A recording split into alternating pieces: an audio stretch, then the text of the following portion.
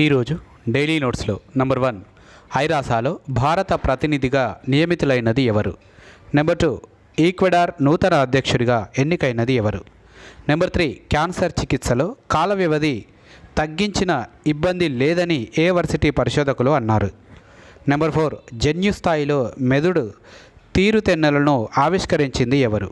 Number 5 పైలట్ల licence కాలపరిమితి ఎన్నేళ్లకు పెంచారు? మొదలైన ముఖ్య ప్రశ్నలకి సమాధానాలు ఈరోజు డైలీ నోట్స్లో. సమాధానాలు మరియు వాటి వివరాల కోసం పూర్తి వీడియో చూడండి.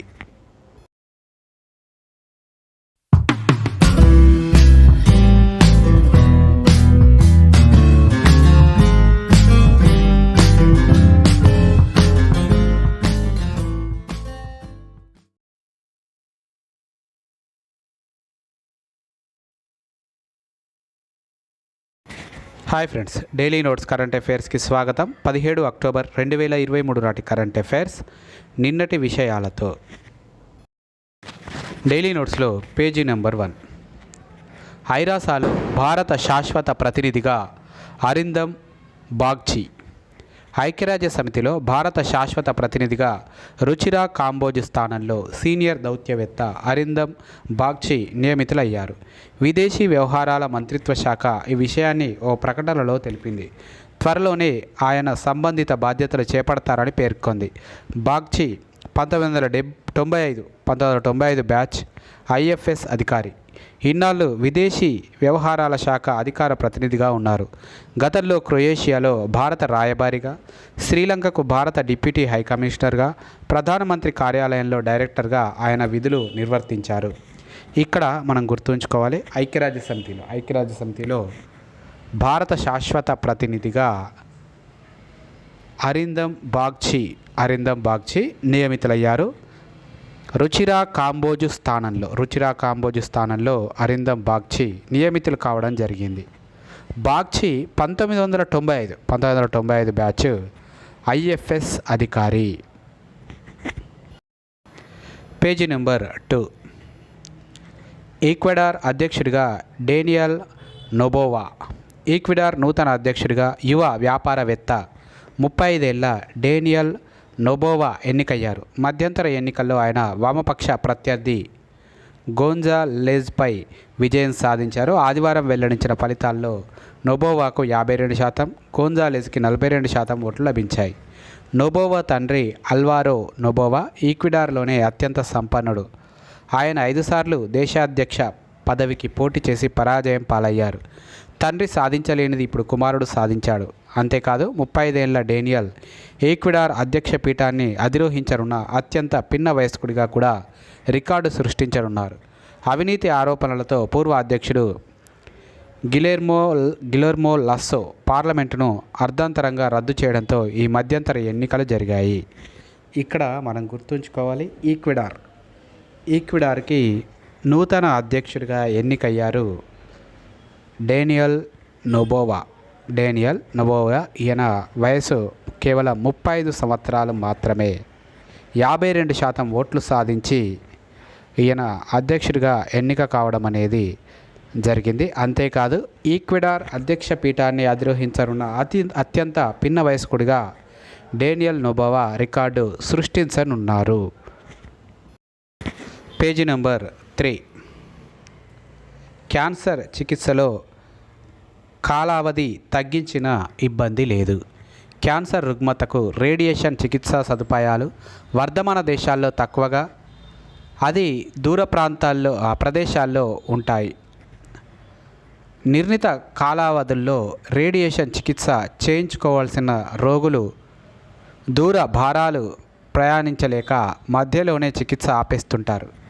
ఈ సమస్యను నివారించడానికి చికిత్స గడువులను తగ్గించి రేడియేషన్ మోతాదు పెంచడం చక్కటి పరిష్కారం అవుతుందని శాన్ డియాగోలో American society for radiation oncology వార్షిక సమావేశానికి సమర్పించిన పరిశోధన పత్రం తెలిపింది. ప్రపంచవ్యాప్తంగా సంభవిస్తున్న క్యాన్సర్లలో మద్యపానం, ధూమపానాలు, పొగాకు నమలడం వల్ల తల, మెడకు సంభవించే క్యాన్సర్లు 4-5% ఉన్నాయి. భారత్లో అవి మరీ ఎక్కువగా 30%గా తేలుతున్నాయి.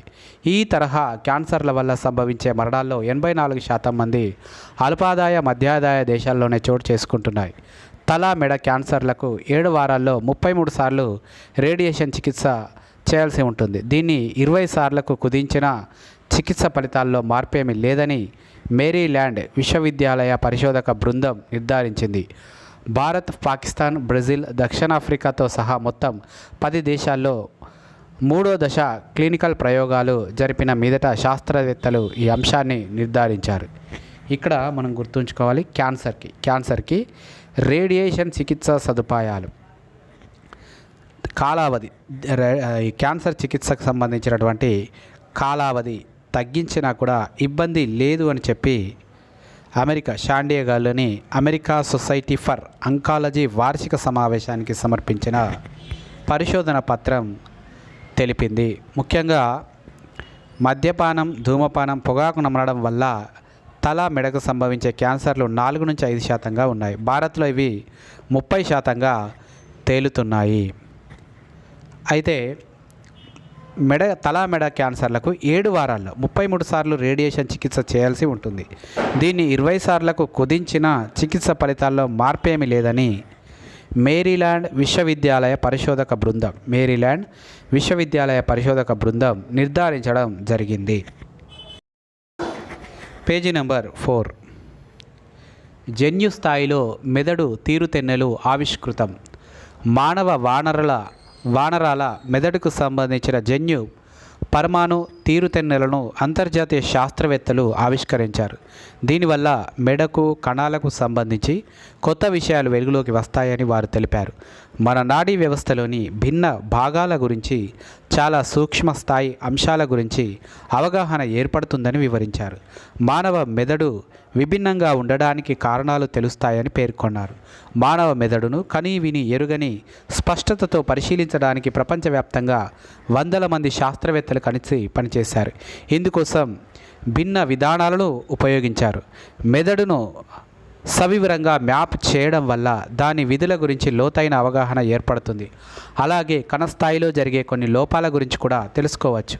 దీనివల్ల మానసిక రుగ్మతలు, మెదడుకు సంబంధించిన సమస్యలతో బాధపడే వారికి అత్యంత ఖచ్చితత్వంతో కూడిన కొత్త తరం చికిత్సా విధానాలను అభివృద్ధి చేయడానికి వీలు కలుగుతుంది. ఈ పరిశోధనల్లో మెదడు కణాల్లో స్విచ్ ఆన్ అయిన జన్యువులను శాస్త్రవేత్తలు శోధించారు. ఈ పరిశోధన విధానాన్ని సింగిల్ సెల్ ట్రాన్స్క్రిప్టోమిక్స్ అంటారు. మనలో 3000 రకాల మెదడు కణాలు ఉన్నాయని కూడా ఇందులో వెల్లడైంది. కణాల స్థాయిలో వ్యక్తుల మెదడు పరంగా ఉన్న వైరుధ్యాలపై కూడా శాస్త్రవేత్తలు శోధించారు. అలాగే వానర జాతుల మెదళ్లతో పోలిస్తే మన బుర్ర ఎంత విభిన్నంగా ఉంటుందన్నది కూడా పరిశీలించారు. ఇక్కడ మనం గుర్తుంచుకోవాలి, మానవ వానరాల మెదడుకి సంబంధించిన జన్యు పరమాణు తీరుతెన్నులను అంతర్జాతీయ శాస్త్రవేత్తలు ఆవిష్కరించడం అనేది జరిగింది. అంతేకాదు, దీనివల్ల మెదడు కణాలకు సంబంధించిన కొత్త విషయాలు వెలుగులోకి వస్తాయని వారు తెలిపారు. మెదడు కణాల్లో స్విచ్ ఆన్ అయిన జన్యువులను శాస్త్రవేత్తలు శోధించారు. ఈ పరిశోధన విధానాన్ని సింగిల్ సెల్ ట్రాన్స్క్రిప్టోమిక్స్ అని అంటారు. మనలో 3000 రకాల మెదడు కణాలు ఉన్నాయని కూడా ఇందులో వెల్లడి కావడం జరిగింది. Page number 5. పైలట్ల లైసెన్స్ కాలపరిమితి 10 ఏళ్లకు పెంపు. రవాణా వాణిజ్య విమానాల పైలట్ల లైసెన్స్ కాలపరిమితి 5 ఏళ్ల నుంచి 10 ఏళ్లకు పెంచుతూ కేంద్ర ప్రభుత్వం నిర్ణయం తీసుకుంది.